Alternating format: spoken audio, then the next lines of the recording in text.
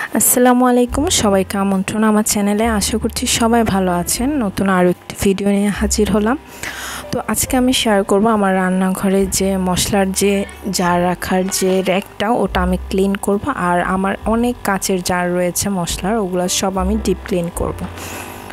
আশা করছি সবাই ফুল ভিডিওটি দেখবেন, ভালো লাগবে। তো একে একে র্যাক থেকে আমি সব কিছু নামিয়ে নিচ্ছি। আসলে এগুলো অনেক দিনই ক্লিন করা হয় না। রান্নাঘরের অন্যান্য স্পেসগুলো ক্লিন করা হয়েছে, এটা হয়নি। তো ভাবলাম যে ক্লিন করে নেই। আর ক্লিন থাকলে কিন্তু রান্নাঘরটা ঝকঝক চকচক করে, আর রান্না করতেও ভালো লাগে। আমার কিন্তু কাচের জারের প্রতি খুব একটা আকর্ষণ রয়েছে। তো আমার রান্নাঘরে যত জার রয়েছে কাচের জার সব মিলিয়ে প্রায় 100টার মতন হবে, ছোট বড় সব মিলিয়ে। তো এখন হচ্ছে একটা নেটের মধ্যে আমি ভিম লিকুইড নিয়ে এই যে র্যাকটা, এটা আমি ক্লিন করে নিয়েছি। আর এই র্যাকটা কিন্তু আমি অর্ডার দিয়ে বানিয়ে নিয়েছি, আর এটা ফিক্সড একদম। তো এখানে হচ্ছে 4টা তাক রয়েছে, অনেক কিছুই রাখা যায়। তো একদম নিচের তাকটা হচ্ছে আমি আমার রেগুলার যে বাটি টাটি লাগে কাচের, ওগুলা রাখা, কিছু সেমাইয়ের, তারপরে হচ্ছে মিষ্টির, আর কিছু জুসের ছোট ছোট কাপ বা মগ রাখি বা গ্লাস যেটাই বলি। আর যে হ্যাঙ্গিং যে জায়গাগুলো রয়েছে, এখানে হচ্ছে 4টা মগ ঝুলিয়ে রাখা যায় বা কাপও ঝুলিয়ে রাখা যায়। ঘরের মধ্যে সব থেকে বেশি কষ্ট হয় কিন্তু রান্নাঘরটা ক্লিন করতে। তো দেখা যায় যেহেতু আমি নিজের হাতে ক্লিন করি, তাই আমি একদিনের সব কাজ নেই না, রান্নাঘরের এক একটা স্পেস আমি ক্লিন করি। তো এই জায়গাটাই শুধু বাকি ছিল ক্লিন করা, সেজন্য এই জায়গাগুলো আমি ক্লিন করে নিলাম। আর যেহেতু এখানে অনেক জার একটু সময় লাগবে, তাই ভাবলাম যে যেদিন আমি ফ্রি হব ওদিন আমি ক্লিন করব। তাই এই কাজটা করেই নিলাম।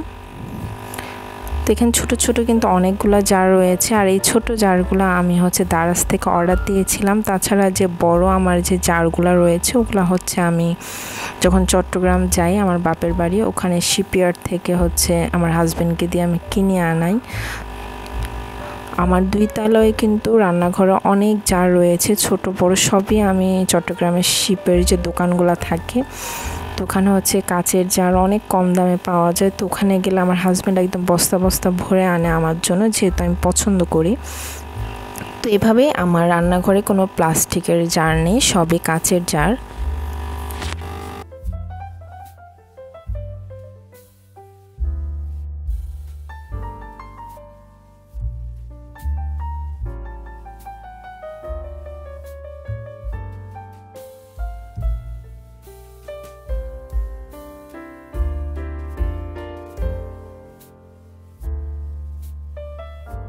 অনেকগুলো জার ক্লিন করেছে, এখনও কিন্তু এগুলো ক্লিন করা হয়নি। আর সবগুলো জারের যে উপরের সাইডটা, ওটা কিন্তু তেল হয়ে গেছে, তেলে বা তেল কাজটা যেটা বলি। যেহেতু আমার এই র্যাকটা একদম চুলার পাশেই, তাই খুব সহজে এটা আঠালো হয়ে যায় ঢাকনাগুলো।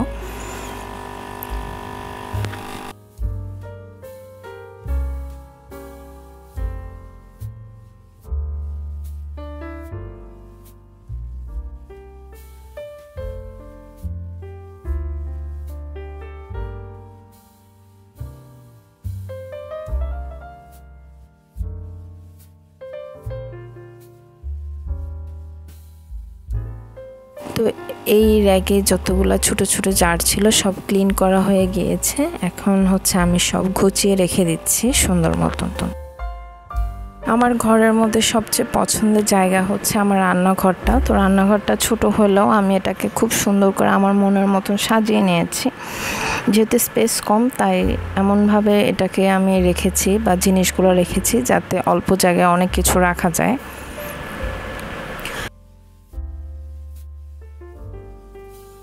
এটা হচ্ছে আমার নিচতলা রান্নাঘরটা। আর 2 তলা যে রান্নাঘরটা আছে, ওটাই কিন্তু তেমন কিছু নেই, যেহেতু আমি রান্না করি না। ওটা জাস্ট একটা চুলা রয়েছে, ক্যাবিনেট চুলা, আর হচ্ছে কিছু কাচের জার রয়েছে, সেগুলো খালি। আর এটা যেহেতু ব্যবহার করি, এটা অনেকটাই তেল কাষ্ট হয়ে যায়, 3-4 দিন পর পরে আমি ক্লিন করি।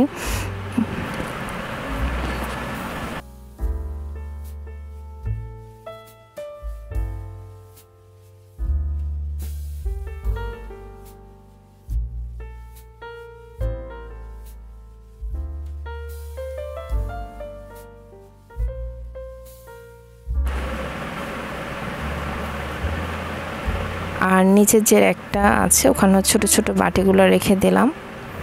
যেহেতু আমার শোকেসটা হচ্ছে 2 তলায়, হঠাৎ মেহমান আসলে তো 2 তলায় যাওয়াটা একটু কষ্ট হয়ে যায়, তাই মেহমান আসলে যাতে এখান থেকে সার্ভ করতে পারি তাই এখানে কিছু ছোট ছোট বাটি রেখেছি, মিষ্টি বা সেমাই বা নুডলস দেওয়ার মতন এই ধরনের বাটি। আর কিছু জুসের গ্লাসও রয়েছে ছোট ছোট, আর নাস্তার কিছু প্লেটও থাকে এখানে।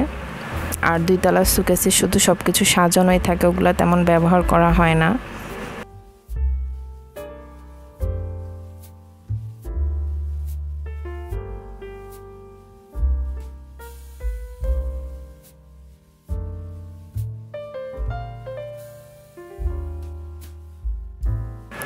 তো ছোট মশলা রাখার যে র্যাকটা রয়েছে ওটা তো ক্লিন করা হয়ে গেল। এবার হচ্ছে বড় যে জারগুলো রয়েছে ওগুলাও ক্লিন করব, সাথে হচ্ছে যে সেলফটার ভিতরে থাকে জারগুলো ওটাও হচ্ছে ক্লিন করে নেব।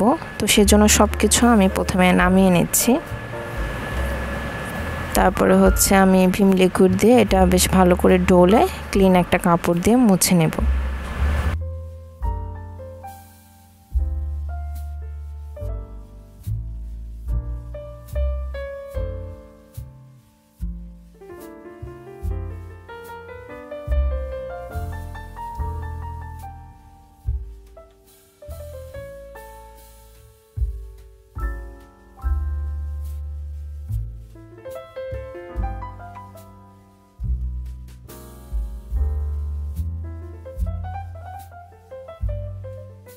এখানেও কিন্তু বড় জার কম নেই, সবগুলাই আমি এভাবে ক্লিন করে নিচ্ছি। আর আমি জার কিন্তু এভাবে মুখা আটকানো অবস্থায় ঢাকনা এবং চারপাশটা ডলে নেই, এতে করে হচ্ছে সব কিছু ঢেলে রেখে ধুয়ে নেওয়ার ঝামেলাটাও থাকে না। আবার হচ্ছে এভাবে ধুলে কিন্তু ভিতরে কোনো পানিও ঢুকে না, যখন তখন ক্লিন করা যায়।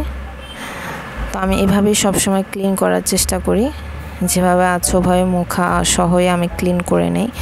তো একে একে বড় জারগুলো আমি ক্লিন করে নিচ্ছি। আর এগুলো কিন্তু রোজার সময় খুবই কাজে লাগে। একটার মধ্যে ছোলা, একটা বেসন, ডাল এভাবে করে রাখে, খুব ইজি হয় আর দেখতেও সুন্দর লাগে, সব কিছু বাইরে থেকে দেখা যায়। তো আমার কাছে খুবই ভালো লাগে কাঁচের জার, অনেকেই খুব পছন্দ করে, সেরকম আমারও খুব পছন্দের একটা বিষয় এটা।